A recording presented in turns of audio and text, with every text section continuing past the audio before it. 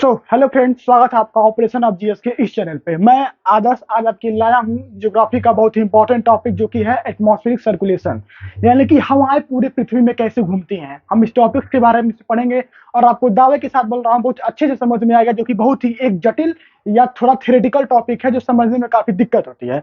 तो हम इसके बेसिक से स्टार्ट करेंगे कि एटमॉस्फेरिक सर्कुलेशन स्टार्ट क्या होता है। देखिए, एटमॉस्फेरिक सर्कुलेशन होता क्या है। हवाओं का चलना, कि नॉर्थर्न हेमिस्फीयर में कौन सी हवाएं चलेंगी, साउथर्न हेमिस्फीयर में कौन सी हवाएं चलेंगी, ये डिपेंड करता है एयर पे, एयर और विंड पे। अब देखते हैं एयर होता क्या है। The mixture of gases is known as air. ये हम आप सबको पता है, जिसको नहीं पता है वो जान जाए। The mixture of gas, hydrogen, helium, lithium, इन सारी गैसों का जो मिक्सचर होता है उसको एयर कहा जाता है। अब विंड के का किसे कहा जाता है, विंड किसे कहा जाता है। तो हम देखते हैं विंड, विंड क्या होता है। इसका आपको प्रॉपर नोट्स मिलेगा, आप देख सकते हैं। अब मैं इसकी एक डिफिनेशन बना दूंगा आपके लिए। विंड क्या होता है, व्हाट इज विंड। विंड होता क्या है, the flow of air in a horizontal horizontal way is known as wind. हवाओं का हॉरिजॉन्टली फ्लो करना, यानी कि जिसको पता है हॉरिजॉन्टल वर्टिकल्स क्या होते हैं, इसको देखिए। परपेंडिकुलर खड़े हैं और इसका मतलब आप उसके वर्टिकल खड़े, यानी कि मैं पृथ्वी या फ्लोर पे खड़ा हूं तो मैं फ्लोर से वर्टिकल पे खड़ा, यानी कि अगर ये फ्लोर है तो इस पे मैं वर्टिकल खड़ा हूं। और ये हॉरिजॉन्टल क्या होता है, इसके साथ साथ, मतलब जैसे ये इसके है पैरेलल, तो ये हॉरिजॉन्टल है और ये आपका वर्टिकल है। तो हवाओं का हॉरिजॉन्टली फ्लो करना, यानी कि अगर ये प्लेस है एक जगह पे तो यहाँ आसपास हवाएं ऐसे फ्लो करें, ना कि हवाएं ऐसे फ्लो करें। ऐसे हवाएं फ्लो करेंगे तो ईस्ट टू वेस्ट, जितनी भी डायरेक्शन से एक डायरेक्शन दूसरे डायरेक्शन में जाएंगी। लेकिन वर्टिकल्स में क्या होता है कि हवाएं नीचे से ऊपर की तरफ जाती हैं। सॉरी, आपने विंड समझ लिया, the flow of air in horizontal way. हवाओं का हॉरिजॉन्टली फ्लो करना ही विंड कहलाता है। अब हम देखते हैं, ये बहुत ही इंपॉर्टेंट टॉपिक है और बहुत ही कॉम्प्लिकेटेड टॉपिक है, जो मोस्ट ऑफ द स्टूडेंट को समझ में नहीं आता है कि इसको कैसे रिप्रेजेंट किया जाए, कौन सी हवाएं कहाँ चल रही है। नॉर्थर्न हेमिस्फीयर में हवाओं का डायरेक्शन क्या होता है, सदर्न हेमिस्फीयर में हवाओं का डायरेक्शन क्या होता है। तो ये एक आउटलेट है आपके लिए, एक छोटा सा पैमाना। सबसे पहले इसका हम उसको देख लेते हैं कि कौन कौन से पार्ट्स में डिवाइड है। देखिए, जो बीज का पार्ट है, ये पृथ्वी पूरी अर्थ है, ये पूरी अर्थ है। जो बीज का पार्ट है, आप जानते हो उसको इक्वेटर कहा जाता है, ना कि भूमध्य रेखा। तो यहाँ पे इक्वेटोरियल लो प्रेशर बेल्ट है। अभी हम देखेंगे यहाँ पे लो प्रेशर क्यों है। इसको एक दूसरे नाम डोलड्रम के नाम से जाना जाता है, उसको हम जानेंगे। जो डोलड्रम होता है वो 5 डिग्री नॉर्थ और 5 डिग्री साउथ ही चलता है। ये जो इक्वेटोरियल लो प्रेशर बेल्ट होता है, ये आपका 10 डिग्री नॉर्थ और 10 डिग्री साउथ होता है। जो अगला आता है आपका सब tropical high pressure belt, high pressure belt, यह आपका 30 to 35 डिग्री नॉर्थ डायरेक्शन में है। अगर जिन लोगों को नहीं पता है कि डायरेक्शन कैसे देखते हैं, तो देखिए, ये मान लीजिए हमारा ये एक पैमाना है मैप को नापने के लिए।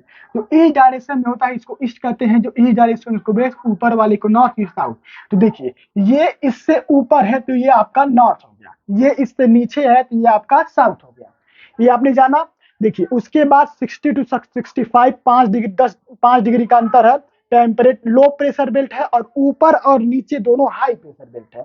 जैसे ऊपर है वैसे ही नीचे है। देखिए, यहाँ पे सब tropical high pressure belt, temperate low pressure belt and high pressure belt.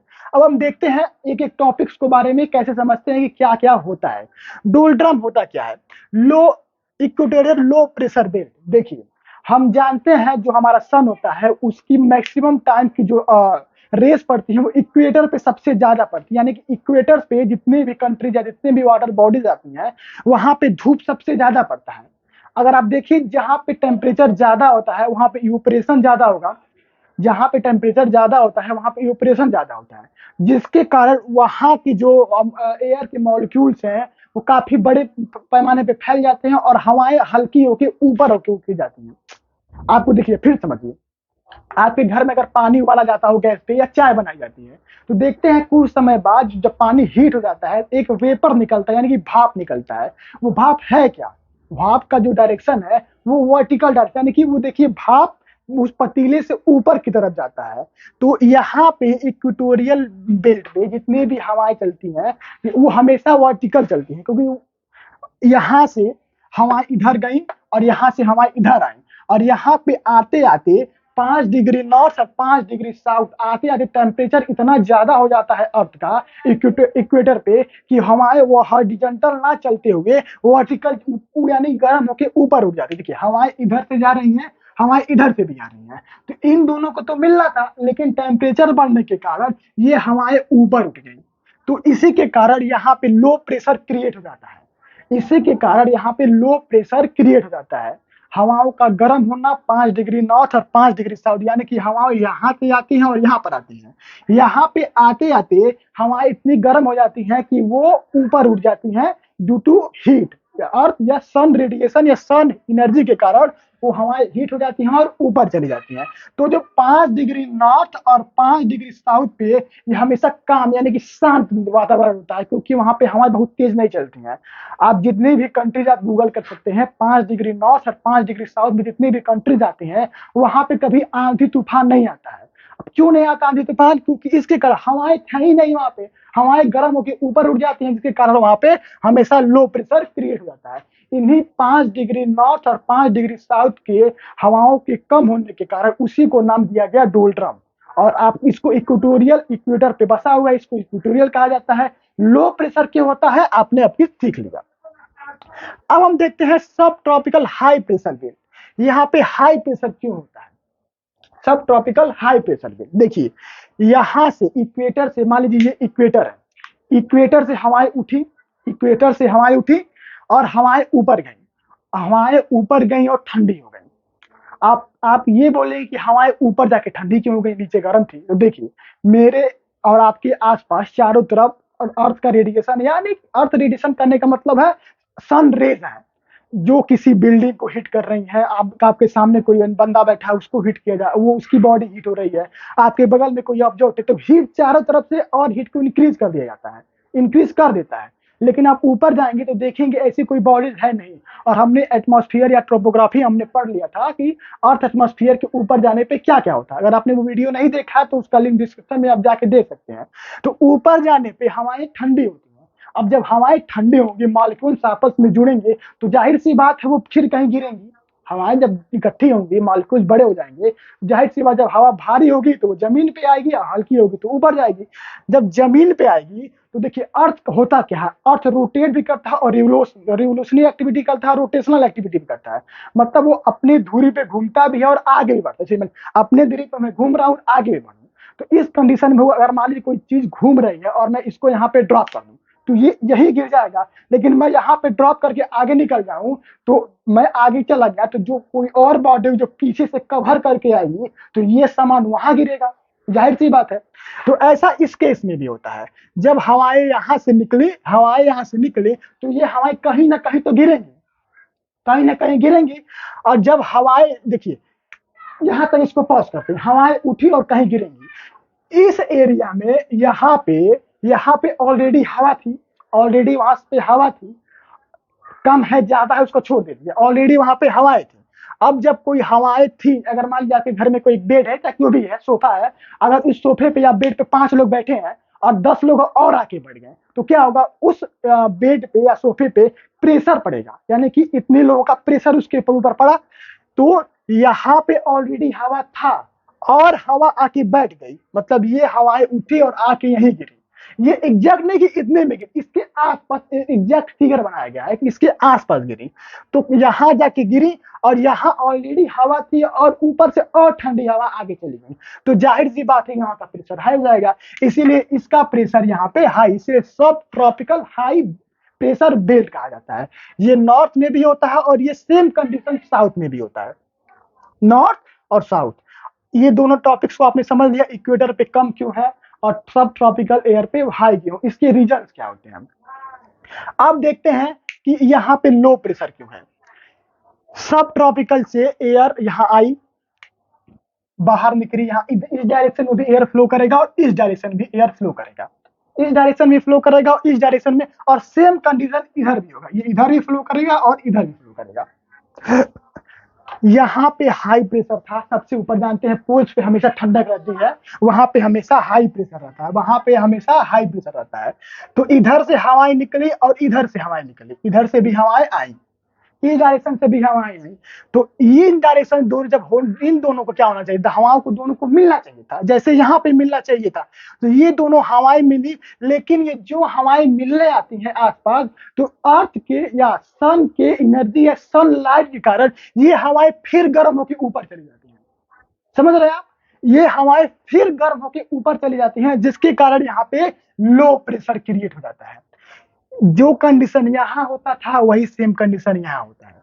तो देखिए, यहाँ से हवाएं उठी और इधर से भी हवाएं उठी, दोनों हवाओं को मिलना चाहिए था, अगर दोनों मिलती तो आपका हाई प्रेशर क्रिएट करती, लेकिन due to the sun rays ये हवाएं फिर ऊपर उठ गई और हवाएं गर्म होकर ऊपर उठी, इसका मतलब हवाएं वर्टिकल ऊपर उठी, और जब वर्टिकल ऊपर उठी तो यहाँ पे लो प्रेशर क्या हो गया, क्रिएट हो गया। सेम कंडीशन इधर भी होता, इधर से हवाएं इधर आई और इधर से भी हवाएं इधर आई, इन दोनों हवाएं मिली जो मिलने ना पाई, जिसके कारण अर्थ के सॉरी सन के रेस के कारण वो फिर गर्म हुई और फिर ये हवाएं ऊपर उठ गई, इसी के कारण यहाँ लो प्रेशर क्रिएट हो गया और यहाँ पे सेम लो प्रेशर क्रिएट हो गया।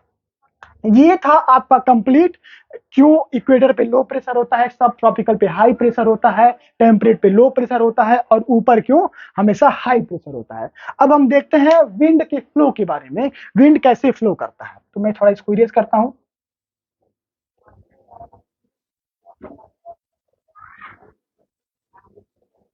विंड क्यों फ्लो करता है, अगर मान लीजिए इधर से हवाएं आ रही हैं,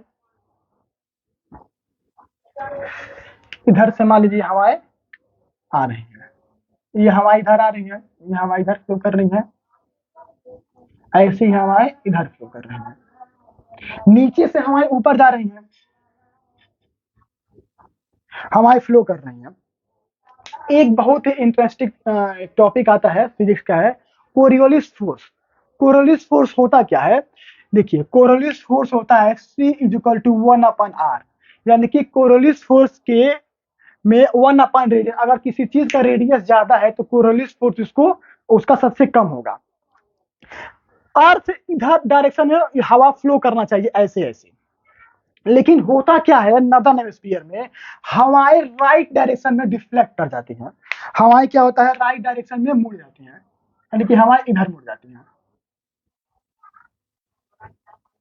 ये इसका ओरिजिनल पाथ था हवा का, इस डायरेक्शन में हवा बढ़ती थी, लेकिन due to the rotation and revolution of the earth and the second phenomena is Coriolis force, इसके कारण इसका जो डायरेक्शन होता है वो राइट डायरेक्शन में मुड़ जाता है। यानी कि देखिए अगर हवा ऐसे नीचे आ रही है, अगर मान लीजिए मैं आपकी तरफ आ रहा हूं, तो कोरियोलिस फोर्स अर्थ रोटेशन कारण मैं आपने दाएं तरफ मुड़ जाता है। यानी कि देखिए एक जो सेंट्रीफ्यूगल और सेंट्रीफ्यूगल फोर्स होता है, एक पत्थर को एक रस्सी में बांध के हम नचाते हैं तो हमेशा वो बाहर की तरफ जाना चाहता है अपने राइट डायरेक्शन में, सेम कंडीशन यहाँ भी होता है।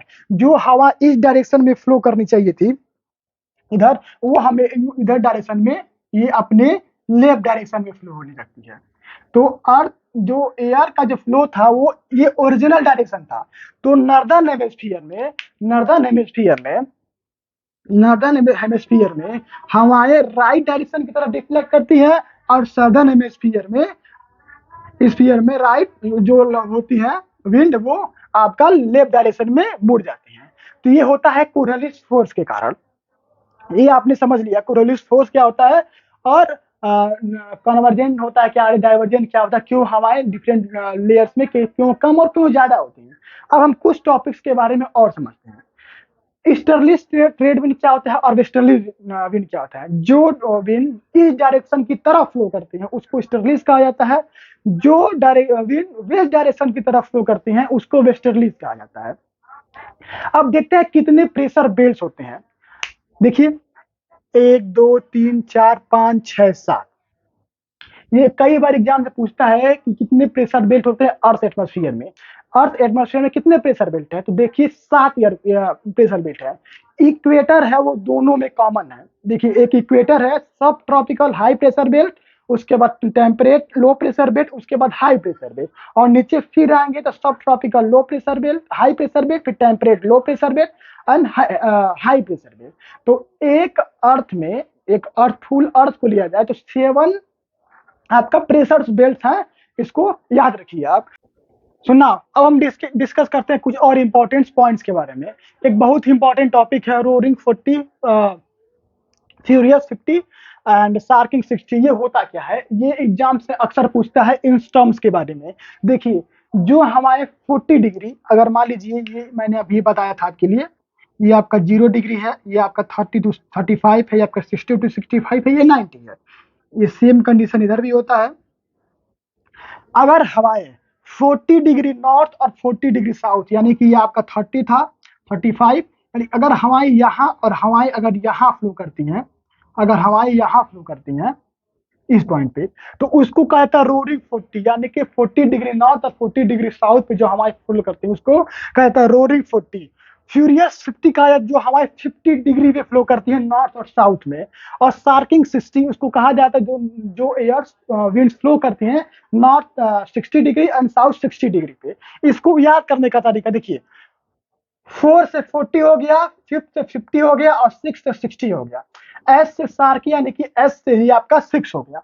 ये आपका रोरिंग 50, फ्यूरियस 650 और शार्किंग 60। ये अक्सर एग्जाम में पूछता है, you must remember this points. और अब देखते हैं हॉर्स लैटिट्यूड क्या होता है। हॉर्स लैटिट्यूड, ये बहुत ही इंटरेस्टिंग और एक मजेदार टॉपिक है। हॉर्स लैटिट्यूड देखिए, ये है आपका ये 0 डिग्री, ये आपका 30 डिग्री, ये आपका 60 डिग्री, और ये आपका 90 डिग्री। ये आपका नॉर्थ है, ये आपका साउथ है। देखिए, हॉर्स लैटिट्यूड, बहुत साल पहले जब हमें ज्योग्राफी या लैटिट्यूड लॉन्गिट्यूड के बारे में पता नहीं था, तो उस जमाने में लोग बोट्स का इस्तेमाल करते थे सी रूट से ट्रेवल करने के लिए, क्योंकि यातायात के साधन नहीं थे। तो एक बार ऐसा हुआ कि एक नाविक था, एक ऐसा नाविक था जो इस वाले एरिया में चला गया, यानी कि वो अपना जहाज इधर या इधर से लेके आया। ये साउथ डायरेक्शन में हुआ, ये नॉर्थ हो गया आपका, ये साउथ डायरेक्शन में हुआ। तो देखिए, वो इस वाले पोर्शन में अपनी जहाज लेके चला गया, और जाहिर सी बात है, अभी आपने पढ़ा कि वहां पे हाई प्रेशर होता है। हाई प्रेशर के कारण वहां की जो समुद्र में बहुत ज्यादा तूफान आता है, क्योंकि अभी हमने पढ़ा कि ना अपना सब ट्रॉपिकल हाई प्रेशर बेल्ट पे 30 टू 35 डिग्री पे हाई प्रेशर रहता है, क्योंकि एयर और आके बैठ जाती है। तो वो अपनी जहाज पहला यहाँ लेके चला गया। Due to the high pressure of this belt, ये हवाएं बहुत तेजी से नाव को डुबाने लगी, यानी कि समुद्र में तूफान आ गया। वो क्या किया, उसके पास काफी सारे घोड़े थे, और घोड़े के चराने के लिए बहुत सारे सामान, खाने के लिए घोड़े को थे। तो वो अपनी नाव को बचाने के लिए अपने सभी घोड़ों को धीरे धीरे पानी में फेंकने लगा। उसको ये पता ही नहीं था कि मैं इस पॉइंट पे हूँ जहाँ पे ऑलरेडी हाई प्रेशर है। तो वो अपने घोड़ों को फेंकने लगा, तब भी फेंकता जा रहा था, 2 फेंका, 4 फेंका, और उसके खाने के सामान को फेंका, लेकिन तब भी जहाज जहाज थम ही नहीं रहा था, तूफान उसको डुबाना चाहता था। तो जैसे तैसे करके वो ज्यों ही यहाँ से बाहर निकला, तो देखा कि समुद्र बिल्कुल शांत है, मतलब सामान्य लहरें उठ रही हैं। तो due to the horse throw, उसने अपने घोड़ों को फेंका। ये हुई थी इसी पॉइंट पे, ऊपर नहीं हुआ था, इस पॉइंट पे हुआ था। इसी के कारण इसका नाम पड़ गया हॉर्स लैटिट्यूड, इसीलिए इसका नाम पड़ गया हॉर्स लैटिट्यूड। तो ये था हमारा पूरा एयर सर्कुलेशन के बारे में कि कैसे हवाएं फ्लो करती हैं। अगर आपको वीडियो अच्छा लगा हो तो वीडियो को लाइक कीजिए, चैनल को सब्सक्राइब कीजिए। If you want to ask something about this topics, you can comment in the comment box. अगर कोई आपका दोस्त है जिसको आपको लगता है कि ये टॉपिक्स को समझ में नहीं आया, तो उसको प्लीज इसको शेयर कीजिए, वीडियो को लाइक कीजिए, चैनल को सब्सक्राइब कीजिए, और बने रहिए हमारे साथ। तब तक के लिए जय हिंद।